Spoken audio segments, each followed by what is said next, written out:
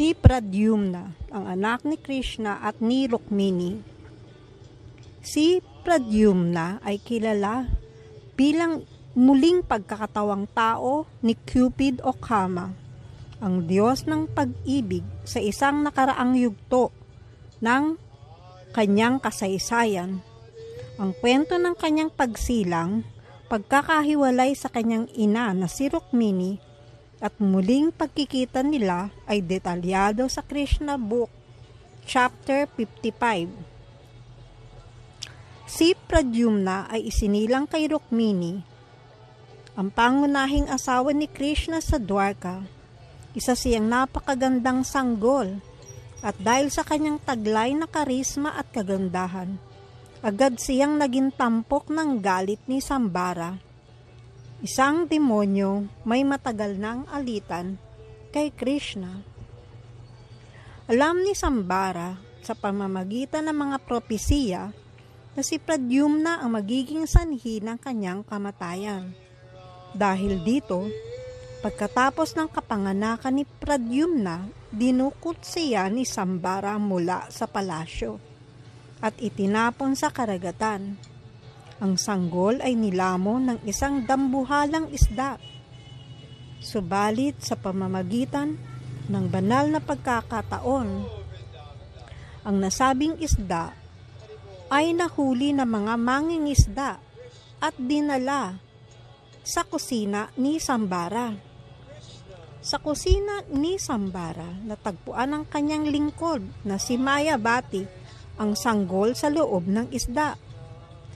Si Mayabati na dati ng si Rati, ang asawa ni Kama o Cupid sa nakaraang buhay, ay agad na naakit sa sanggol at natuklasan siya ay si Kama na muling isinilang. Sa kanyang pagmamalasakit, inalagaan niya si Pradyumna hanggang sa ito'y lumaki at naging isang makisig at makapangyarihang mandirigma. Habang si Pradyumna ay nasa ilalim ng pangangalaga ni Mayabati, tinuruan siya ng iba't ibang kasanayan, kabilang na ang paggamit ng mga armas at mahika upang makapaghiganti laban kay Sambara.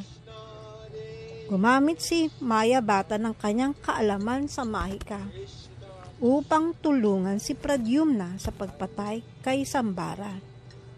Sa huling labanan, hinarap ni Pradyumna si Sambara gamit ang natutunan niyang armas at diskarte. Gumamit din si Sambara ng mahika upang subuking talunin ang binata. Ngunit nalupig siya ng kabayanihan at kapangyarihan ni Pradyumna. Pinatay ni Pradyumna si Sambara gamit ang kanyang espada, na siyang nagwakas sa matagal ng banta ng demonyo. Pagkatapos ng tagumpay, tinanong ni Pradyumna si Mayabati kung sino siya at kung bakit niya ito inalagaan.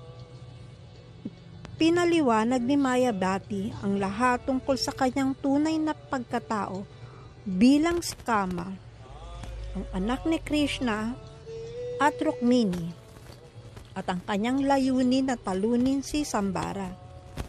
Sa payo ni Mayabati, bumalik sa Dwarka si Pradyumna, ang tahanan ng kanyang mga magulang. Sa kanilang pagdating sa palasyo, mayroong kaguluhan. Si Pradyumna ay labis na kamukha ni Krishna, kaya't inakala ng lahat, lalo na si Rukmini, na siya ay ang asawa niyang si Krishna. Subalit nang marinig ni Rukmini ang mga paliwanag ni Mayabati at ni Pradyumna, agad niyang napagtanto na ang binata ay ang kanyang nawawalang anak. Niyakap ni Rukmini si Pradyumna ng buong saya at luha ng kaligayahan. Ang tagpong ito ay isa sa masintimyento sa Krishna Book. Matapos ang maraming taon ng paghihiwalay, muling niyakap ni Rukmini ang kanyang anak, na nooy inaakala niyang patay na.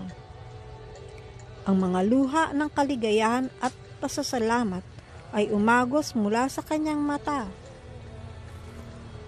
At ang buong Dwarka ay nagdiwang sa pagbabalik ni Pradyumna.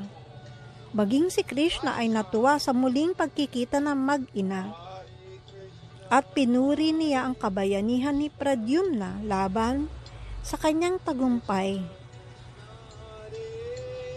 kay Sambara. Ang buong kaharian ay nagdiwang sa pagbabalik ng nawawalang prinsipe. Haribol!